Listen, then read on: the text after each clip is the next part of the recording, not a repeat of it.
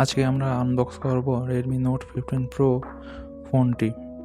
বক্সটি খুললেই পেয়ে যাচ্ছে একটি বক্স, যার ভেতরে থাকা জিনিসপত্র কোনো কাজের নয়, তবুও এর ভিতরে রয়েছে কিছু ডকুমেন্টেশন, সিম এজেক্টর পিন এবং ফোনটির জন্য একটি সুন্দর কালো রঙের প্রোটেক্টিভ কেস। কেসটি ক্যামেরা মডেলকে বিশেষভাবে সুরক্ষা দেবে।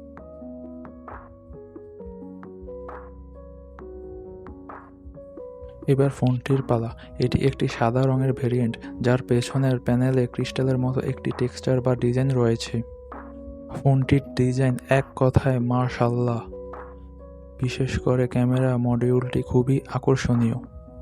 ফোনের ডিসপ্লেটি একদম ফ্ল্যাট এবং আধুনিক। ডিসপ্লেটি বেজিলহীন এবং উপরে সেন্টারে একটা ছোট পাঞ্চল কাটআউট রয়েছে।